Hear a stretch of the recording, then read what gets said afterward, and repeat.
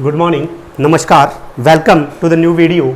और आज का हमारा टॉपिक है दोस्तों न्यू एजुकेशन पॉलिसी कह सकते हैं, या दूसरा नाम नेशनल एजुकेशन पॉलिसी कह सकते हैं। तो जो नेशनल एजुकेशन पॉलिसी है उसके एक बार इतिहास के पन्ने पलट के देखेंगे तो जो न्यू एजुकेशन पॉलिसी, सबसे पहला एजुकेशन पॉलिसी 1968 में इंडिया ने लॉन्च किया और उसके चेयरमैन थे डॉक्टर दौलत सिंह कोठारी, जो कि चेयरमैन थे यूजीसी के।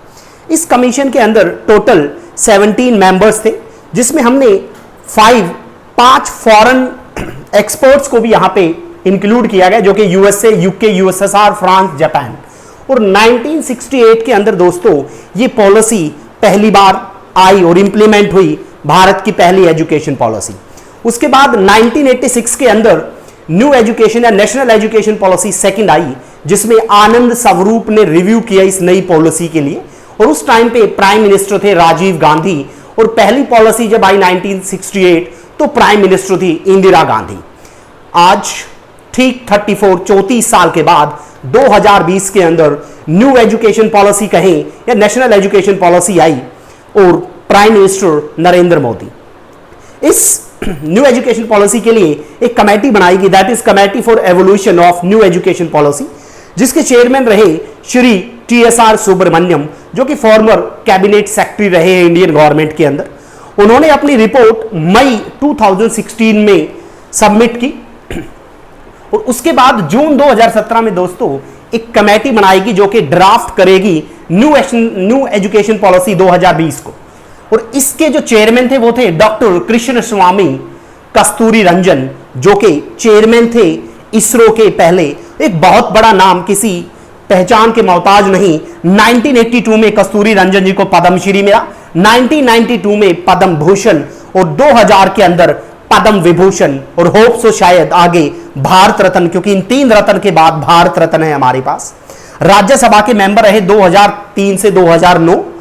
ऐसे आदमी, ऐसे इंडिविजुअल को इस कमेटी का चेयरमैन बनाना अपने आप में बहुत बड़ी बात है।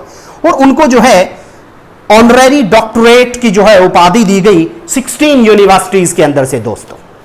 के कस्तूरी रंजन जी ने बहुत एक अच्छा स्टेप लिया यहां पे, क्योंकि हमने देखा उनके पास क्या क्या उपलब्धियां थी उनकी। तो उसके बाद जो MHRD मिनिस्टर है, इसको हमने नाम बदल दिया है। आज से इसका नाम है मिनिस्ट्री ऑफ एजुकेशन।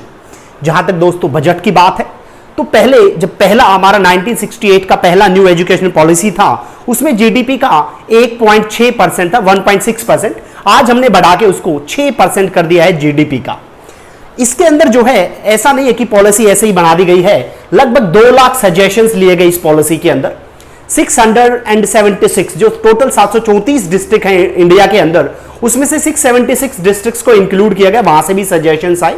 और इसके लिए जो है एक national curricular and pedagogical framework for early childhood care and evaluation, इसको तैयार किया गया। और एनसीईआरटी को गाइडलाइन दे दी गई है कि वो 1st से 8th क्लास तक का जल्दी से इसके लिए जो फ्रेमवर्क तैयार किए। अब बात करते हैं स्कूलिंग की।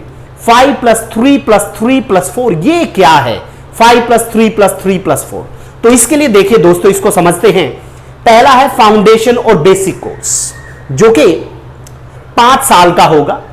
इसमें 3 साल के बच्चा जो है, जब उसकी एज 3 इयर्स हो जाएगी तो वो स्कूल में एंटर करेगा। और पहले जो 3 ईयर्स से पहले 3 साल वो प्लेवे मेथड से स्टार्ट करेगा एट द एज ऑफ 3। तो 3 साल का बच्चा एडमिशन लेगा और पहले 3 साल मतलब चौथा, 5वां और 6ठे साल जो है वो playway method, creativity, activity based, तो उसको डर नहीं लगेगा, वो स्कूल में जाके खुश होगा। इस तरह की एजुकेशन को फ्रेमवर्क किया गया है पहले 3 साल के लिए। फिर जब बच्चा जो है 7 और 8 सेकंड इस 3 साल के बाद जो चौथा, 5वां, उसमें 1st और 2nd क्लास में आएगा बच्चा, जहां से उसकी एक्चुअल एजुकेशन स्टार्ट होगी यहां से। फिर हम 2nd स्टेज पे आते हैं 5+3, नेक्स्ट 3 पे आते हैं, दैट इज प्रिपरेटरी और प्राइमरी एजुकेशन जिसको बोला जाता है। इसमें बच्चा जो है क्लास 3 to 5 में चला जाएगा।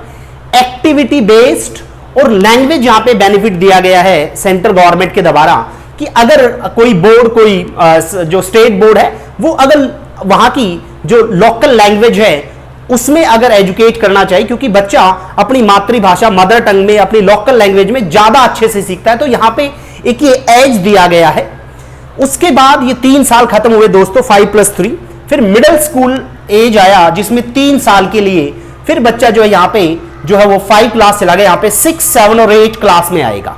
यहाँ पे पहली बार हमने कोडिंग वोकेशनल कोर्सेज शुरू किए हैं और वोकेशनल कोर्सेज हेल्प करेंगे बच्चे की फ्यूचरिस्टिक पॉइंट ऑफ व्यू से, जो कि शायद हमने फॉरेन कंट्रीज से इस मेथड को वहां से लिया है। इसके अलावा उसको math, science, social science, Hindi, English दूसरे सब्जेक्ट यहां पे इंट्रोड्यूस कर दिए जाएंगे। लेकिन ये बहुत बड़ा बेनिफिट कोडिंग और वोकेशनल वो जो है 6 क्लास से शुरू कर देगा। उसके बाद जो 4th स्टेज आई दोस्तों, हायर या सेकेंडरी, वो डिपेंड करता है स्टेट टू स्टेट, कहीं पे सीनियर सेकेंडरी है, कहीं पे हायर सेकेंडरी है। ये 4 इयर्स का होगा, क्लास 9 to 12 होगा। और यहां पे पहली बार एक बहुत बड़ा बदलाव जो किया गया है, जैसे हम 10 के बाद जाते थे तो हमें ह्यूमैनिटीज ली है या कॉमर्स है या आपके पास नॉन मेडिकल या मेडिकल है, वहां से इसको हटा दिया गया है। नो स्ट्रीम इज देयर, कोई स्ट्रीम नहीं है दोस्तों। बच्चा चाहे तो भाई बायो के साथ हिस्ट्री ले सकता है, हिस्ट्री के साथ अकाउंट्स, वो उसके इंटरेस्ट के ऊपर डिपेंड करता है। तो इस स्ट्रीम का सिस्टम खत्म कर दिया गया है। मल्टीपल सब्जेक्ट आ गए एक बच्चे के पास डिफरेंट, एक सब्जेक्ट आपने कॉमर्स का चूज किया, 2 सब्जेक्ट आपने मेडिकल नॉन मेडिकल से लिए, एक आपने ह्यूमैनिटीज, पॉल साइंस, हिस्ट्री आपने चूज किया। और यहां पे सबसे बड़ी बात, एक फॉरेन लैंग्वेज को यहां पे हमने इंट्रोड्यूस किया 9th क्लास में। अर्ली बहुत से इंडिया में स्कूल से जहां पे फॉरेन लैंग्वेज 6 क्लास से थी, यहां पे हमने 9th क्लास से फॉरेन लैंग्वेज का ऑप्शन दिया। वो जर्मन है, फ्रेंच है, जापानीज है, अलग अलग फॉरेन लैंग्वेजेस हो सकती हैं जो आपको हेल्प करेगी। यहां पे क्रिएटिव और क्रिटिकल थिंकिंग के हिसाब से बच्चों को पढ़ाया जाएगा। इसी तरह से सिलेबाई को यहां पे बनाया जाएगा, फ्रेम किया जाएगा।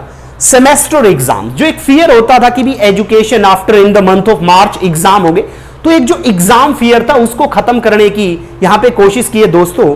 तो सेमेस्टर जो एग्जाम है उसकी कोशिश की जाएगी। वो इंप्लीमेंट कब होगा वो देखते हैं और क्या स्कीम होगा, लेकिन वो सेमेस्टर बेस्ड होगा यहां पे। और जो इवैल्यूएशन है वो एक बहुत बड़ा बदलाव है। एग्जाम इवैल्यूएट करता है बच्चे को।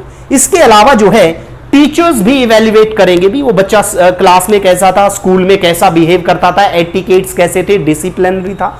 फ्रेंड्स का एक बहुत बड़ा रोल कि फ्रेंड्स भी अपने फ्रेंड्स को इवैल्यूएट करेंगे। वो भी बताएंगे कि आउट ऑफ 10 में इस बच्चे को इतने मार्क्स देता हूं। तो कहीं ना कहीं जो बच्चे हैं, जो क्लास के अंदर जो फ्रेंड्स हैं, उनका कोऑपरेशन बना रहेगा इस उसमें। और एक चौथा दोस्तों जो सबसे बड़ा सेल्फ इवैल्यूएशन, कि जैसे आप स्कूलिंग के बाद कॉलेज जाते हैं यहां पे, तो कॉलेज के टाइम पे कोई इवैल्यूएट नहीं होता। तो कॉलेज के टाइम पे जो आप अपने आप को सेल्फ इवैल्यूएट कर सकते हैं कि कहां पे आप हो और आपका रोल क्या है। अब देखिए दोस्तों, यहां पे जो है चलते हैं नेक्स्ट, उसमें आइए दोस्तों चलते हैं कॉलेज की ओर।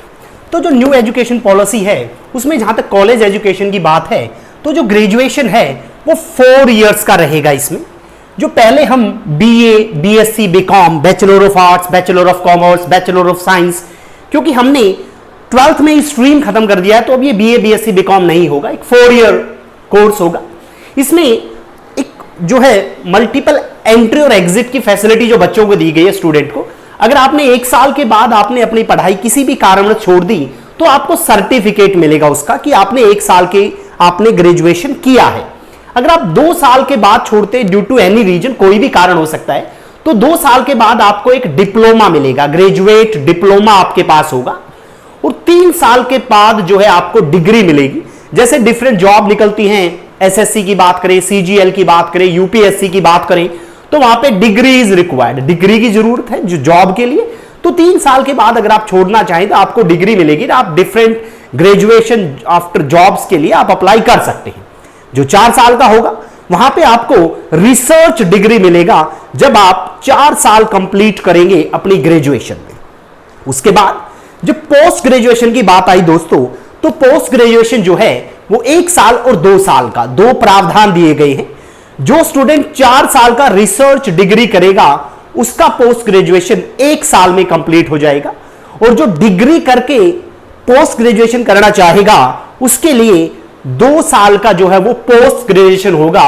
इट मींस यहां पे 3 + 2 5, पहले भी 5 साल लगते थे पोस्ट ग्रेजुएशन तक जाने में, 3 ग्रेजुएशन 2 पोस्ट ग्रेजुएशन। आज भी हमारे पास जो है वो 5 है, चाहे आप 3 + 2 करें, चाहे आप 4 + 1, लेकिन ये बेटर ऑप्शन दिया गया है। एमफिल को खत्म कर दिया गया है यहां पे। और जो डॉक्टर ऑफ फिलॉसफी है पीएचडी उसके लिए जो है नई गाइडलाइंस जो हैं वो 4 साल का कर दिया गया कि नियर अबाउट 4 इयर्स में आपकी पीएचडी कंप्लीट होगी। 4 years course for teachers training, जो टीचर्स हैं क्योंकि उनको ट्रेन करना है उसके लिए जो है 4 ईयर कोर्स को इंप्लीमेंट किया जाएगा। दो कि अब जैसे आजकल जो बैचलर ऑफ एजुकेशन बीएड है वो 2 साल का है, अब इसकी जगह 4 ईयर का नया कोर्स इंप्लीमेंट होगा। जिसको उस फील्ड में जाना है एजुकेशन के फील्ड में वो उसी को चूज करेगा 4 ईयर को। इसके लिए एक और यहां पे टॉप जो 50 फॉरेन यूनिवर्सिटीज हैं वर्ल्ड की, उनको यहां पे इनवाइट किया गया है कि वो अपने कैंपसेस इंडिया के अंदर शुरू करें, चाहे वो ऑक्सफोर्ड है, हार्वर्ड है, यहां पे उनको इनवाइट किया गया कि आप अपने कैंपस खोलिए इंडिया के अंदर। हालांकि स्कीम कांग्रेस ने शुरू की थी लेकिन हम उस मुद्दे पे नहीं जाएंगे। फिर इसके लिए कैटेगरी ऑफ स्कूल्स और कॉलेजेस होगा दोस्तों, एक बहुत बड़ा बदलाव जो फॉरेन को देखते हुए किया गया, यूएस को देखते हुए शायद। उसमें कैटेगरी होगी स्कूल्स की, ये किस कैटेगरी का स्कूल है तो फीस उसी के अकॉर्डिंग, हालांकि फीस को रेगुलेट किया जाएगा कि हाईएस्ट फीस कितनी होगी, तो वो पेरेंट्स के लिए एक बहुत बड़ा पॉजिटिव स्टेप होगा। स्कूल्स की कैटेगरी और स्कूल का और कॉलेज की कैटेगरी कौन सी कैटेगरी में आएगा, तो उससे जो काफी मेहनत करेंगे यहाँ पे स्टाफ टीचर्स भी जो है अपने स्कूल की कैटेगरी को अपलिफ्ट करने के लिए। एक लैंग्वेज इशू जरूर बार बार उठता रहा है इस नई पॉलिसी के अंदर कि लैंग्वेज जो हमने स्कूलिंग लेवल पे इंग्लिश ना करके हमने मदर टंग, लेकिन वो कंपल्शन नहीं है, वो स्कूल्स के ऊपर डिपेंड करता है या बोर्ड के ऊपर। और जनरली जो है जितने भी स्कूल्स हैं, अगर हम बोर्ड्स को छोड़ दे तो जितने सीबीएसई आईसीएसई, तो सबका इंग्लिश जो है वो मीडियम ऑफ इंस्ट्रक्शन है, तो वो कोई बहुत बड़ा इशू नहीं है।